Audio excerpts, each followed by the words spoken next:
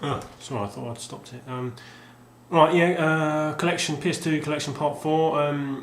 If I'm quick, I should be able to get all the way through these, but probably not. You know me. As I said before, any gameplay vids, just from anything you see, let me know. Again, more RPGs. Sorry for anyone who's that's not their bag. Final Fantasy X. Not my favourite by any stretch of the imagination. A bit too light and colourful, and a lot of the characters just great. I mean, that idiot he's got a beach ball. I mean, what good's a beach ball? It doesn't even when he uses it, he just goes. He lobs it at people, and he goes. Maybe I've not played it enough. Maybe it develops. But that's pathetic. It's a beach ball.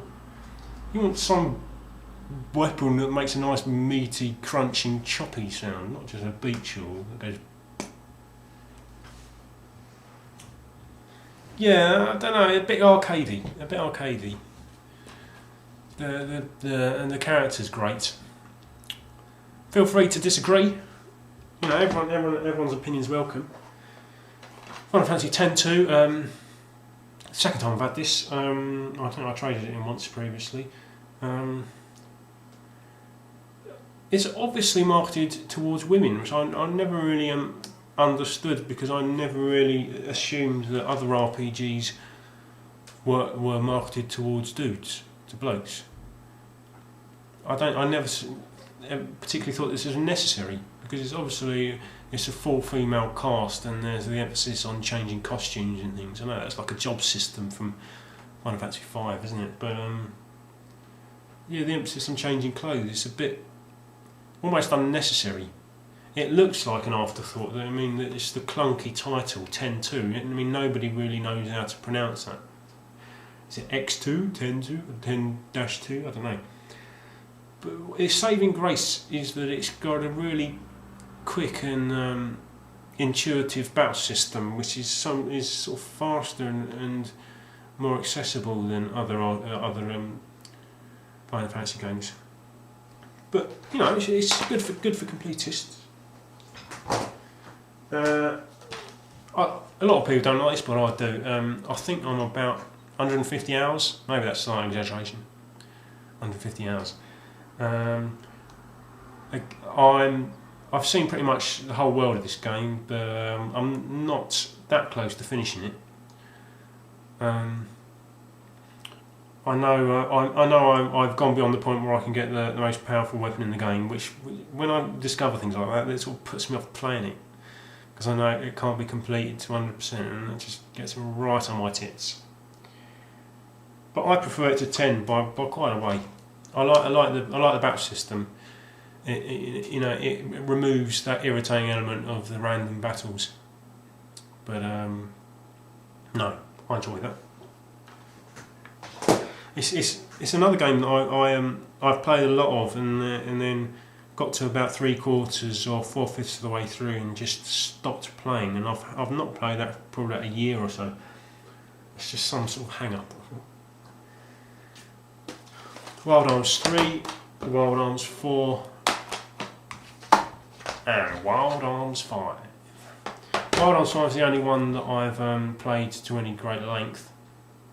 This one's slightly more standard. It's got a standard battle system, turn-based battle system.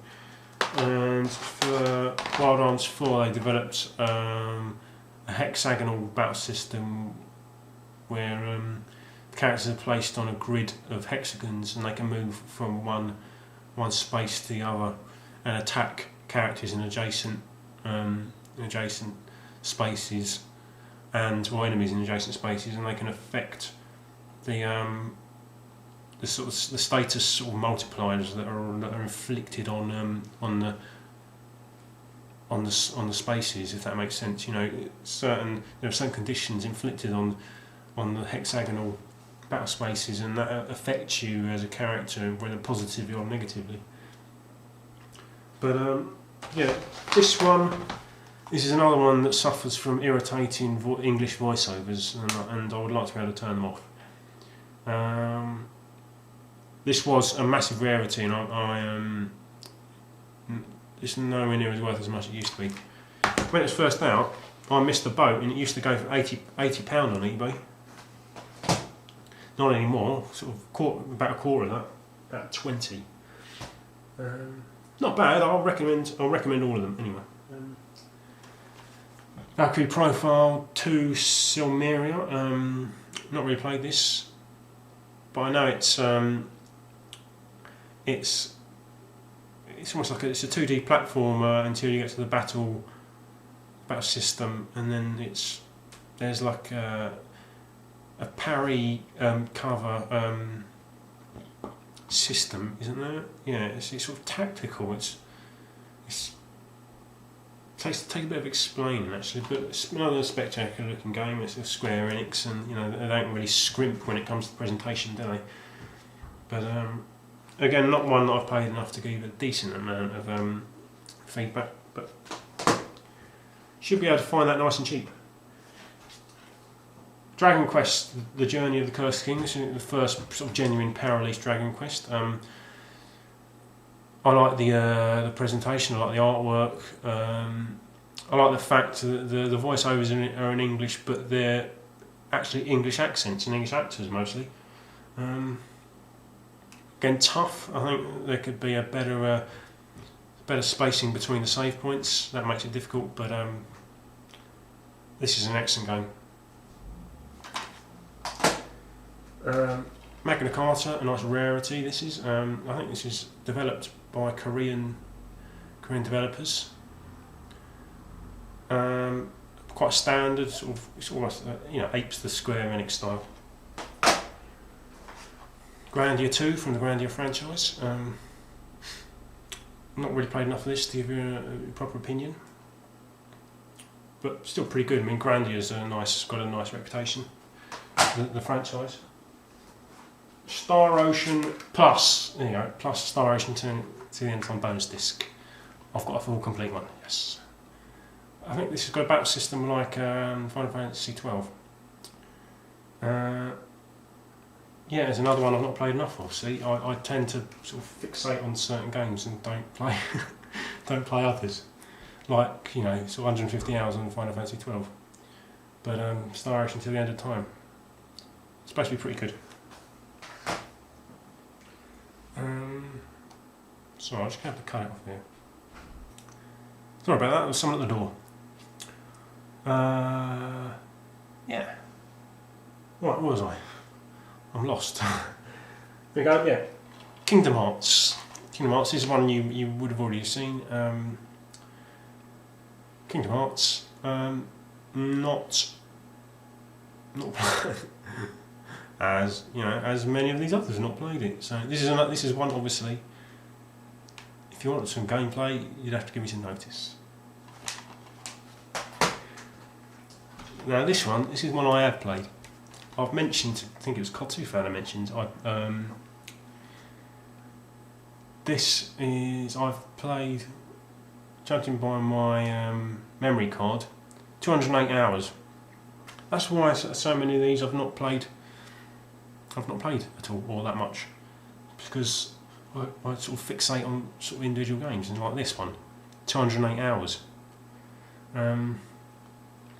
Stylistically goes back to the like the first two games in the series. It uses 6 characters in the battle system rather than just 4. I think that was one of what set it apart. It's got the same character collection mechanic, but unlike the first two games, you collect the characters through the storyline, through the narrative, rather than performing individual specific tasks. Like for instance, in the first or the second game, or the first or second game, I think both games actually, there's a character called Stallion who's he's an ultra fast elf, and the way you get him to join you is by escaping from battle, I think it's 100 times. you know, it's just the specific thing that you have to perform and criteria that you have to fulfill. Whereas this one, it's more to do with its storyline. It's going to meet characters and fulfilling a task, completing a task, and then going to kill a character or kill an enemy or something, you know, something specific like that, or saving a character. So it's more story driven, but takes a while to warm up, a good few hours, which is frustrating. But if you get beyond that, it warms up really nicely, and it's pretty epic. And this is one of my favourites. Here we go. That took a little while, that little extra section. So only a few. So that the 5th part won't be that long. So I'll maybe do that today or tomorrow. I'll see you later. Bye now.